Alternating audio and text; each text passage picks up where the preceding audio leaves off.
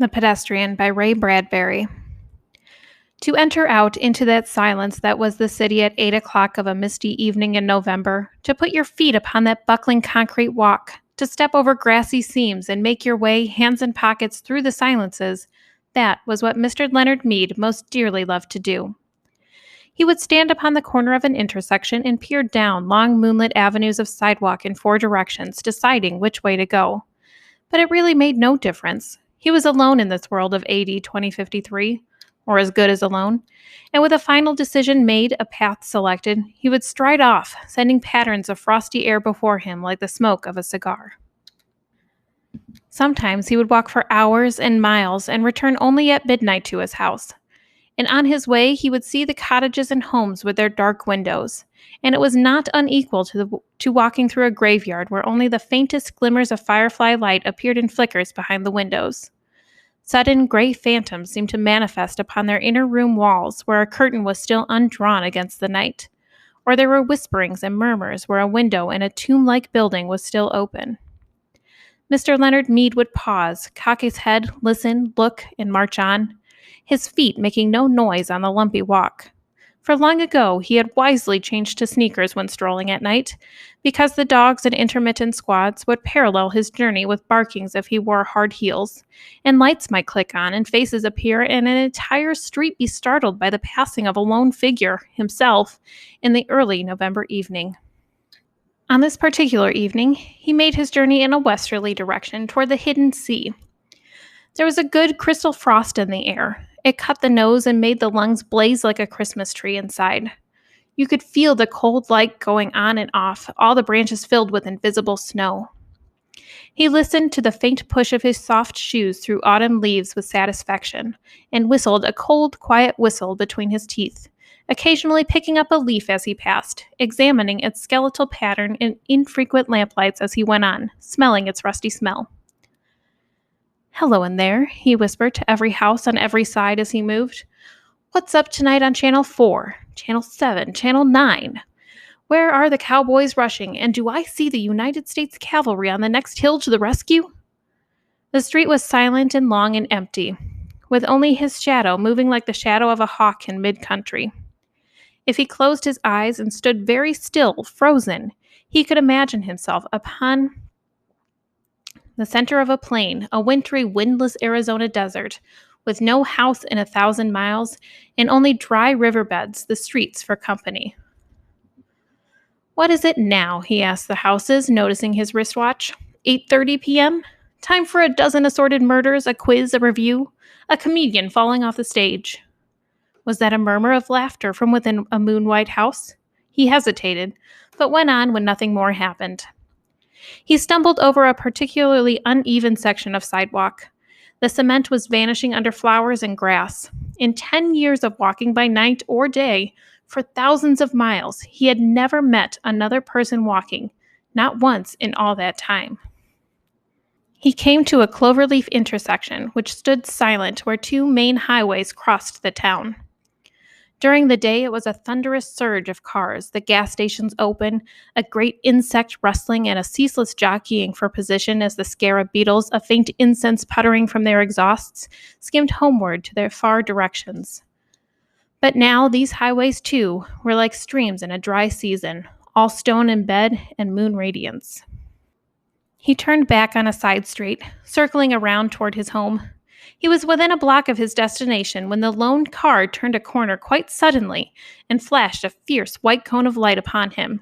He stood entranced, not unlike a night moth, stunned by the illumination, then drawn toward it. A metallic voice called to him. "Stand still. Stay where you are. Don't move." He halted. "Put up your hands." "But," he said, "your hands up or we'll shoot." The police, of course, but what a rare, incredible thing. In a city of 3 million, there was only one police car left. Wasn't that correct? Ever since a year ago, 2052, the election year, the force had been cut down from 3 cars to 1. Crime was ebbing. There was no need now for the police, save for this one lone car wandering and wandering the empty streets. "Your name?" said the police car in a metallic whisper. He couldn't see the men in it for the bright light in his eyes. "Leonard Mead," he said. Speak up. Leonard Mead. Business or profession? I guess you'd call me a writer. No profession, said the police car, as if talking to itself. The light held him fixed, like a museum specimen, needle thrust through chest. You might say that, said Mr. Mead. He hadn't written in years. Magazines and books didn't sell anymore.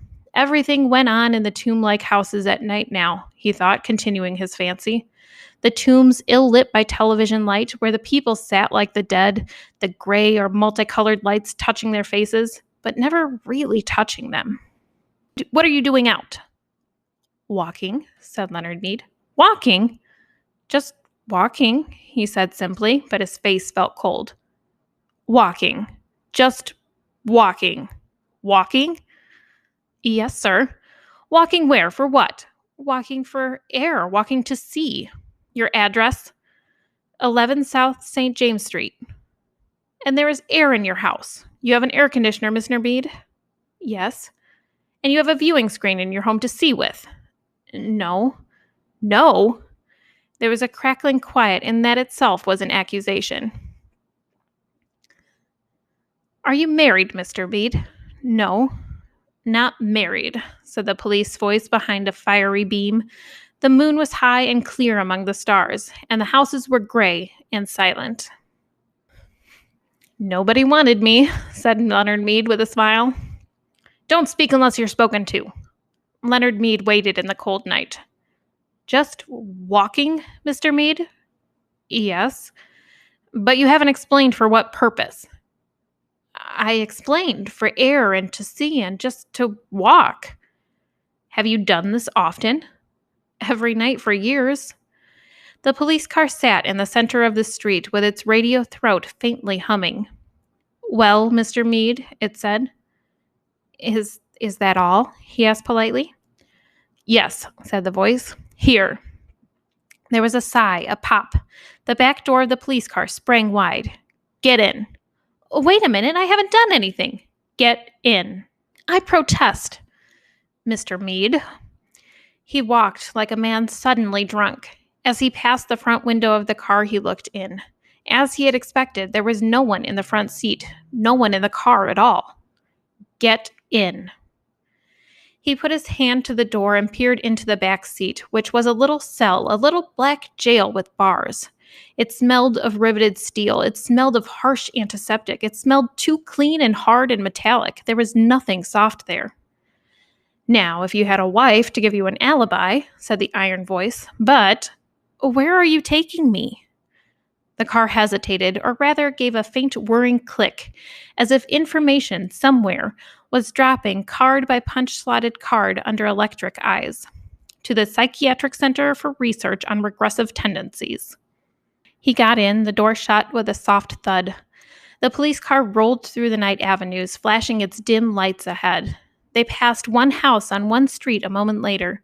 One house in an entire city of houses that were dark, but this one particular house had all of its electric lights brightly lit, every window a loud yellow illumination, square and warm in the cool darkness.